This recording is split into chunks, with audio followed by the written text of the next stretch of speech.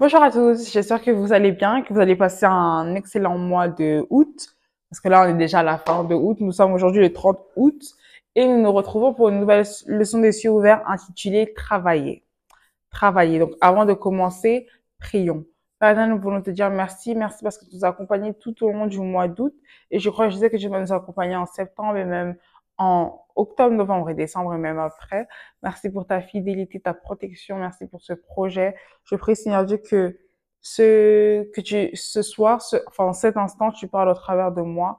Tu viens nous enseigner, tu viens nous apprendre, tu viens nous guider, tu viens nous parler, tu viens nous visiter. Je te prie au nom de Jésus. Merci Père éternel parce que tu es bon. Au nom de Jésus, j'ai prié. Amen. Comme je l'ai dit, le titre d'aujourd'hui, c'est Travailler. Notre verset de mémoire est tiré de Jérémie 17:10, Jérémie 17:10 que je lis.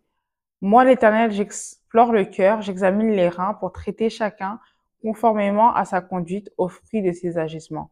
Ici, on a un peu éclairé où un trait de nature de Dieu est souligné, le fait qu'il est juste et donc il traite chacun selon ses agissements. Aussi, on voit que Dieu explore le cœur et c'est une expression connue ou un fait connu que Dieu regarde au cœur et non pas à l'apparence comme les hommes. Quel Dieu juste nous avons, gloire à Dieu. Allons maintenant au passage public, Proverbes 22, 28 à 29, Proverbes 22, 28 à 29, qui dit: Ne déplace pas la limite ancienne, celle que tes ancêtres ont fixée. Si tu vois un homme habile dans son travail, c'est au service des rois qu'il se tiendra, il ne restera pas au service des gens obscurs. Si tu vois un homme habile dans son travail, c'est au service des rois qu'il se tiendra. Il ne restera pas au service des gens obscurs. Parce que je pense que comme beaucoup, on aimerait se tenir devant les rois, enfin de notre temps, c'est plutôt des présidents. On aimerait se tenir devant des grandes personnes, avoir un réseau de grandes personnes, de personnes influentes peut affecter positivement notre vie. Donc, je pense que, un peu comme tout le monde, on veut se tenir devant les présidents, devant les personnes qui ont de l'influence. Mais la Bible nous dit ici, c'est un homme habile dans son travail qui se tiendra au service des rois ou des présidents de notre temps. Mais qu'est-ce que l'habilité? L'habilité, c'est exécuter quelque chose avec adresse et compétence et intelligence. Donc, c'est un homme qui est compétent, c'est un homme qui a de l'adresse, c'est un homme intelligent qui peut se tenir au service des rois. Je prie que Dieu nous aide à, dans tout ce que nous entreprenons, à faire preuve d'habileté au nom de Jésus. Allons maintenant à notre message. La Bible dit clairement que Dieu valorise le travail. Que vous soyez un parent à temps plein, un chauffeur de bus, un artiste ou un ingénieur, Dieu s'intéresse à votre travail. Tant que tout ce que vous faites dans la vie est légitime. Il y a même un verset qui dit, tout ce que vous faites, tout ce que vous trouvez à faire, faites-le comme si vous le faites pour le Seigneur. Donc, lorsque nous travaillons, nous devons aussi le faire comme si c'était pour le Seigneur. Et le Seigneur s'intéresse à chacun des détails de notre vie. La Bible dit même qu'il connaît le nombre de nos cheveux. Donc, il s'intéresse à nous, de même, il s'intéresse à notre travail. Le travail est une composante majeure du plan global de Dieu pour l'homme. Dans le jardin d'Éden, après que Dieu ait fait l'homme, il lui a dit de s'occuper du jardin, comme on peut voir en Genèse 2:15, qui dit: L'Éternel Dieu prit l'homme et le plaça dans le jardin d'Éden pour qu'il le cultive et le garde. Donc même dans le jardin d'Éden, dès le commencement, Dieu a donné une tâche à l'homme, il a donné à l'homme un travail.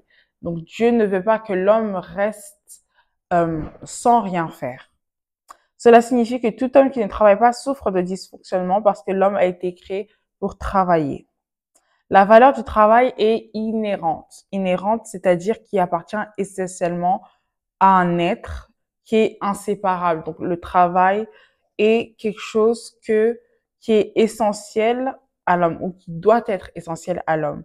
Le travail procure du plaisir. C'est pourquoi même certains retraités, j'en connais moi-même personnellement, travaillent même lorsqu'ils sont à la retraite. Parce qu'il n'y a aucun plaisir à rester assis sur une chaise ou à rester devant la télé à ne rien faire. L'homme de manière générale, hein, l'homme ou la femme, beaucoup aiment travailler de leurs mains, aiment être actifs et ce qui est une très bonne chose parce que Dieu lui-même ne veut pas que nous soyons sans rien faire. Beaucoup de gens riches tombent dans la dépression quand ils ont l'impression d'avoir gagné beaucoup d'argent et qu'ils n'ont plus besoin de travailler. Il n'y a aucun plaisir à ne rien accomplir.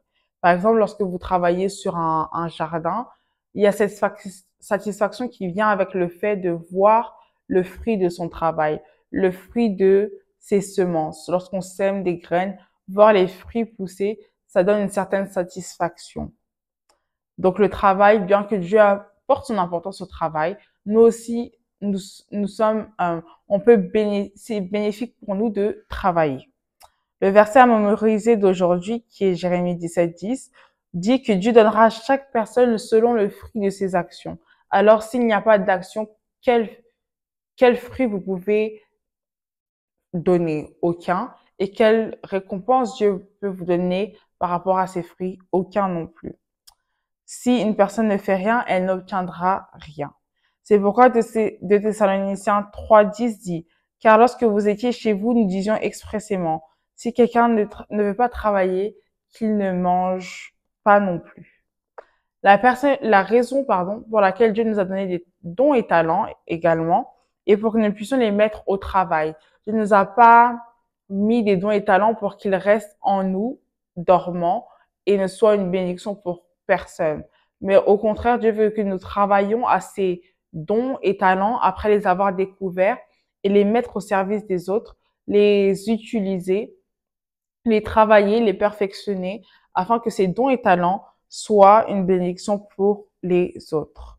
Et si un croyant n'utilise pas ses dons et talents, il répondra devant Dieu parce que Dieu ne peut tolérer la paresse ou Dieu ne peut pas accepter les excuses.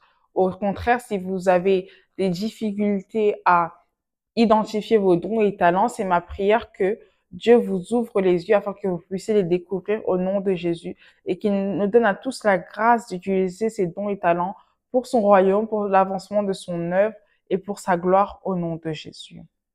Jésus dit en Jean 5:17, mais Jésus répondit, mon Père agit jusqu'à présent, moi aussi j'agis.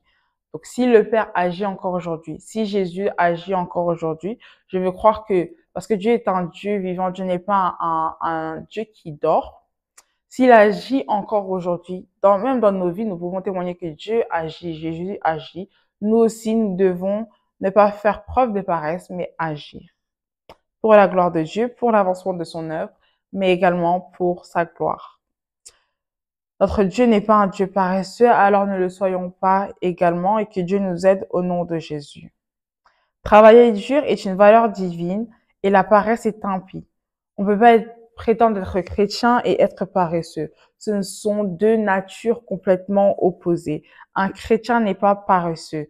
Et donc, même si vous êtes au chômage, parce que je comprends que certains ne sont pas paresseux, certains font des efforts pour trouver un travail légal, un travail où ils pourront s'épanouir et travailler comme Dieu le veut. Je comprends que certains veulent cela, mais qu'ils ne trouvent pas immédiatement. Alors c'est ma prière pour les personnes dans ce cas-là qui cherchent un travail, que Dieu vous réponde à ce point de prière, que Dieu vous ouvre les portes de carrière, d'opportunités dans le monde du travail au nom de Jésus. Si vous êtes au chômage, priez Dieu et trouvez quelque chose à faire en attendant parce qu'il y a toujours quelque chose à faire ici ou là, dans une association, même dans votre église locale, mais surtout, ne soyez pas paresseux. Parce que aucun paresseux ne peut recevoir quoi que ce soit de la part de Dieu. Alors, je vous laisse avec ce message d'encouragement. Cherchez quelque chose, trouvez quelque chose à faire de vos mains pour la gloire de Dieu et que Dieu vous bénisse alors que vous faites cela au nom de Jésus. On se retrouve très bientôt pour une nouvelle leçon des cieux ouverts. Bon mois de septembre en avance et que Dieu vous bénisse.